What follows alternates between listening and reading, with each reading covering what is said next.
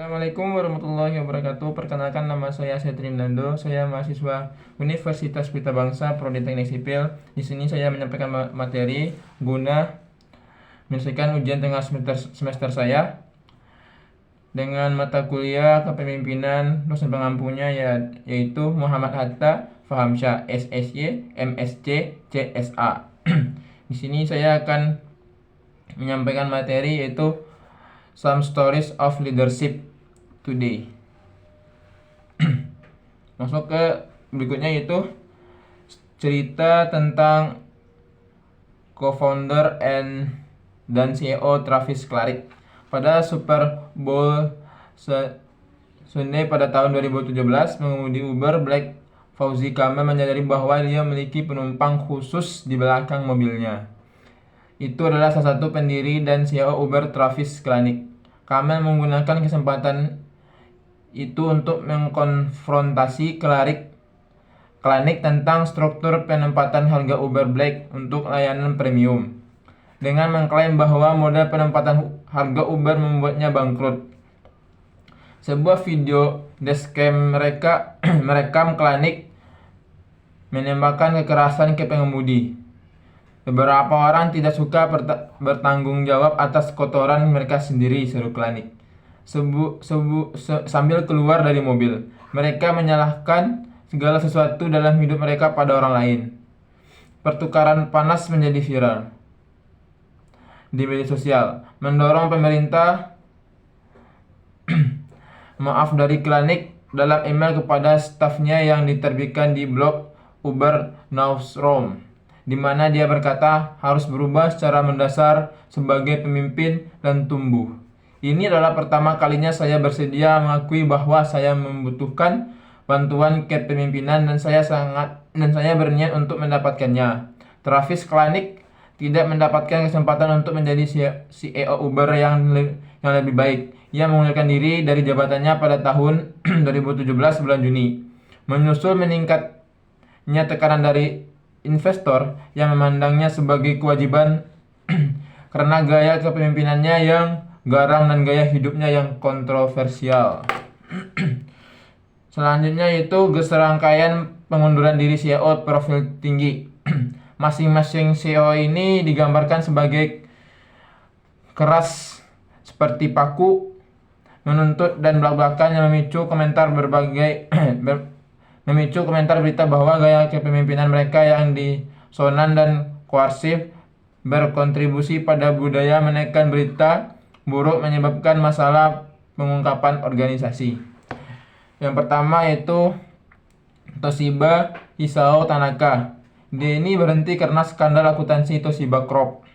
Yang kedua, Volkswagen Martin Winterkorn, yang mengundurkan diri karena emisi Volkswagen skandal dan sekarang menghadapi tuntutan pidana. Yang ketiga, Dirt Avenue CEO David Brace dikawal dari gedung karena runtuhnya dana kredit bencana.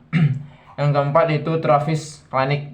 Tekanannya meningkat dari investor yang memandangnya sebagai kewajiban karena gaya kepemimpinannya yang garang dan gaya hidupnya yang kontroversial. Lanjut, itu fakta tentang leadership. Penilaian yang dilaporkan di Financial Post menyatakan bahwa 2 dari 5 CEO baru gagal dalam 18 bulan pertama mereka bekerja, yang tidak ada hubungannya dengan kompetensi, pengetahuan, atau pengalaman, tetapi lebih karena keangkuhan dan ego serta gaya kepemimpinan yang lepas kendali dengan zaman modern. Selanjutnya, gaya kepemimpinan disonan telah menyebabkan budaya di bawah ini. Budayanya yaitu 1. Intimidasi rekan kerja, 2. Membunuh kemandirian dan inovasi, 3. Menghalangi transparansi, 4. Penundaan pengambilan keputusan, 5. Menciptakan kemacetan yang tidak perlu, 6. Menurunkan motivasi dan produktivitas, 7. Saluran air organisasi bakatnya. Selanjutnya, penelitian pengembangan kepemimpinan atau LD. Yang pertama itu Deloitte Studi tahun 2015 mengungkapkan bahwa 40 miliar dolar dari pengeluaran global tahunan disia-siakan meskipun 86% organisasi mengidentifikasi kepemimpinan sebagai bisnis penting. Dan tahun 2015, Gold Up Study memperkirakan bahwa 13 juta dolar hilang setiap tahun per 1000 karyawan sebagai akibat dari intervensi dan L&D yang tidak efektif. 2015 Grafo Studi yang mensurvei 7.272 orang dewasa Amerika Serikat mengungkapkan bahwa 50% telah meninggalkan pekerjaan karena masalah manajemen atau kepemimpinan yang buruk. Tahun 2016, Harvard of Leadership Report mengungkapkan bahwa hanya 7% dari perusahaan yang disurvei menganggap program kepemimpinan mereka sebagai yang terbaik di kelasnya. Baik, untuk materinya sekian, terima kasih. Untuk organisasi saya belum pernah ikut organisasi, dan baru-baru ini saya masuk organisasi himpunan mahasiswa.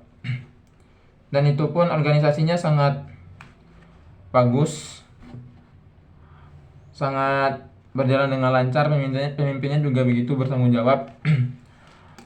Opini saya yaitu semoga kedepannya bisa menjadi pemimpin yang lebih baik kepada karyawannya atau bawahannya.